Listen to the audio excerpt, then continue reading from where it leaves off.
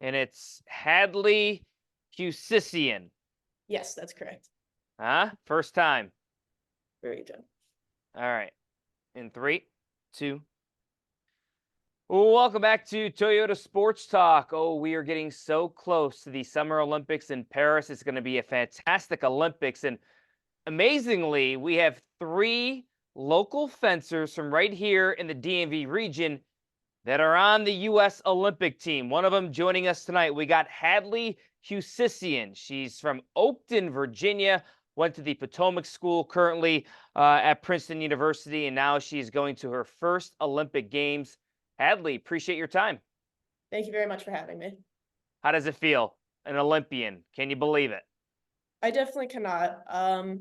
It still hasn't fully settled. I think that like it became official back in April, and it's still, you'd think it hit by now, and it hasn't completely, because it was like such a shift having such a long qualification season with like full throttle focus on just getting to be in this position and making the team, that having it finally be true and having the focus being now preparation for the games, like that's been kind of a mental adjustment, but we keep trucking along, and I'm very excited to head to Paris in the summer.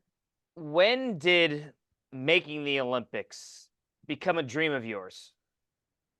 It's tough to say. I don't remember starting in the sport and like having that big aspiration of I want to go to the Olympics one day. I think everyone sort of has that train of thought when they're little, but it wasn't something that drove me to begin in the sport or like wanted to make me continue with fencing. It was just genuinely like a love for the sport. So it wasn't sort of fully a goal of mine, especially with it being Paris 2024 specifically, until I made my visit to Princeton, and the head coach there, Zoltan Dudas, brought up the idea that I would take a gap from university in what would have been my sophomore year in order to try to qualify.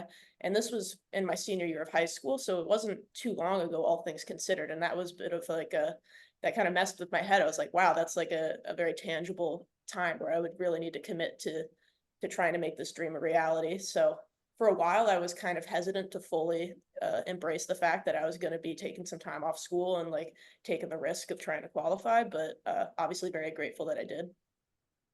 Fencing is such a unique sport.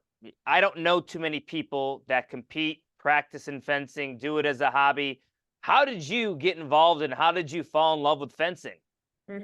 It's a lot of people just you don't really hear about it, and I think that's part of the reason it's not super popular or well known.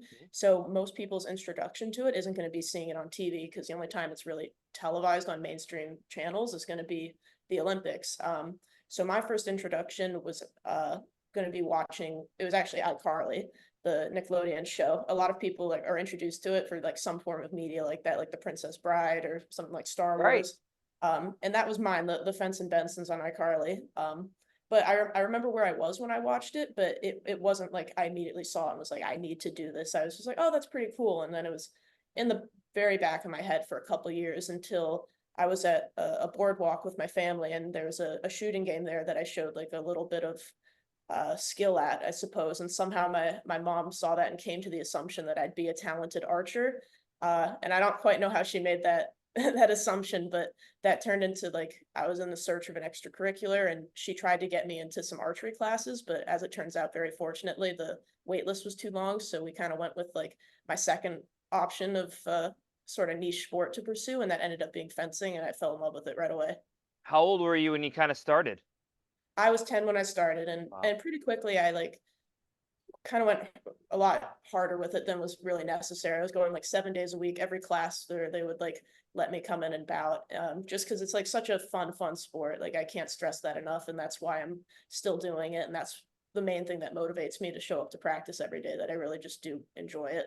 What I appreciate about fencing is obviously there's the physical aspect, but it's a big mental part of the sport, right? Definitely. Can you explain that a little bit to our viewers of that mental aspect?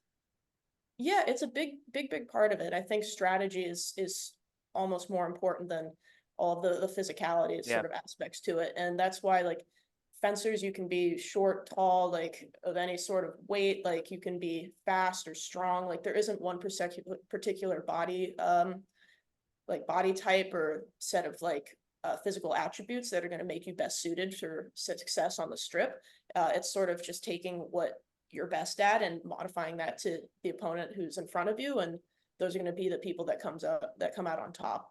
So it's every bout is different, and that's what keeps me coming every day. It's just like each opponent requires a different set of skills, and figuring that out is what makes it so fun. What are you looking forward to most about being an Olympian and being in Paris? I just think it's such a big event. And like I said, like fencing, it's not going to attract the biggest crowds. And even though I've like participated in like Pan American championships and world championships, that's still like such a like small group compared to the sort of spectacle that the Paris Olympics is going to bring, both with like having fencing being in Paris, which is the birthplace of the sport, and having it be so many other sports there. So getting this opportunity to represent Team USA, aside from just like myself as an individual in the sport, I think is super exciting. And I've never had that experience, and this is kind of going to be my first parlay into that world on like a very massive scale. How do you find that balance of enjoying this experience? This is going to be incredible. Paris is going to be a great Olympics, first time Olympian, but also it's a business trip in a sense because obviously you want to come home with a medal. Mm-hmm. Yeah, so I've talked to some of the more senior members on the team about that, and I think it helps that my event, like opening ceremony, is July 26th, which will actually be my 21st birthday. And then we fence on the 27th and the 30th in the individual and team event. But we're lucky enough that Team USA is going to allow us to stay in the village until closing ceremony in mid-August. So I think that's a big help, where it's going to be I arrive in the village about a week before we compete with the rest of my teammates. And so it's kind of just going to be business for those first couple weeks, and there just doing everything we can to be most ready for our events. And then afterwards we can take in the city and all of the other events and all of the perks of being in the village. I can't think of a much better situation to spend a 21st birthday. Yeah, that's definitely a pretty cool one. When you kind of dream and visualize competing at the Olympics, have you thought about winning a medal? Like, obviously, you want to enjoy the experience, but you're a competitor. Like, how much do you think about winning a medal at the Olympics? I've definitely thought about it. I can't lie. And that's a big motivator. In the moments where the training gets like a little grueling or repetitive, that like it is for something, and there's really no better accomplishment you can have in any athlete in any sport than being able to achieve that. So that's something that's always going to be on my mind. I see the flag on your chest, the red, Yeah, white, and blue. absolutely. What is that like representing your country on the biggest stage of sport? It's fantastic. And I've had that some experiences like winning junior world championships, like being able to stand on top of the podium and hear the anthem is like very moving. But again, like this is a whole nother ball game. Like the Olympics, like I still just saying that is so like surreal. So that's great that we get to go in as a collective with like a goal so much bigger than ourselves. Because like fencing's an individual sport, so sometimes like you tend to be a little selfish and you're going to be focused on what's like best for your own success in the sport. But this is going to be for my country and for all my friends and family who've supported me up to this point to get there. So this very much is like it's going to be me out on strip, but it's also going to be my teammates in the box, and it's going to be like all of the incredible people over my last 10 years in the sport who are helped me get there. So you have the USA aspect, but your home is here, the Mhm. DMV. Born Yes. and raised, competed here where you learn the sport. What is that like for you to represent this region at the Olympics? It's great. I can't give enough credit to all of the fencing clubs in the DMV area. Like I've been to several, and they're all like incredibly uplifting atmospheres that gave me the foundation and taught me everything that I needed to know to get to where I am now.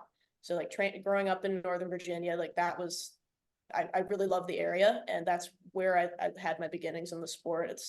I think it taught me to grow so much as a fencer and just as a person in general. So I'm absolutely so proud to be representing the DMV as well, and along with like two other fencers in the sport and like several other athletes in their own fields. Like it's great that we're making such a showing in Paris this summer. I was going to say, what is in the fencing water here in the DMV region? 3 different Yeah. fencers are on this U.S. national team. That's incredible. Yeah, it really is. And we sort of all had parallel journeys because we all happen to be at Princeton as well. Like some of us current students, me on a gap year and one being an alum. So we sort of all made this a very similar journey together. So that's great that we started at the same place and we'll end up at the same place in Paris. I know some of your family and friends are going to Paris. How special is that to share that experience with them, because you would not be where you are today without them. Absolutely. It's super special. So I'll have my mom, dad, and my brother coming along, and my parents are incredibly supportive. I can't stress how much they've like helped me get to where I am today.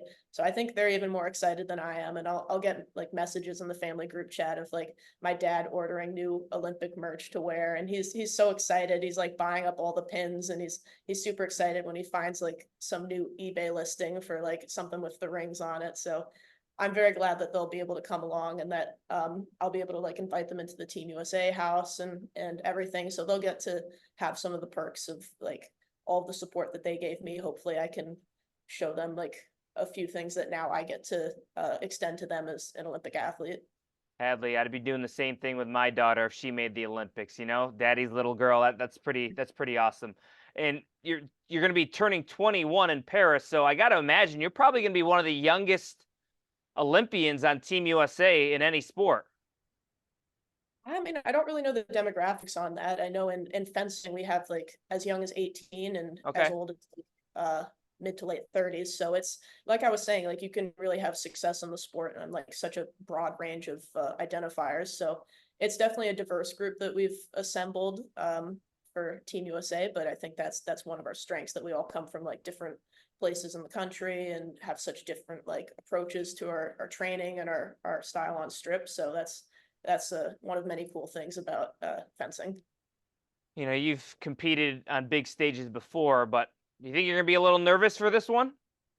I'd imagine I'd have a touch of anxiety for this one, but again, it does help to have so many people going through the same thing, and other first timers who are like going to be feeling the same emotions. We have someone with it's like their fifth game, so Yep. there's a lot of people to rely on in USA fencing. So hopefully that'll help me get through it. Hadley Husisian, Oakton, Virginia, graduate of the Potomac School. Good luck to you. Enjoy every step of this journey in Paris, and hopefully you can bring back a medal. Hopefully. Thank you so much for having me. Hadley, appreciate your time. Much more to come right here on Toyota Sports Talk. Stay with us. All right.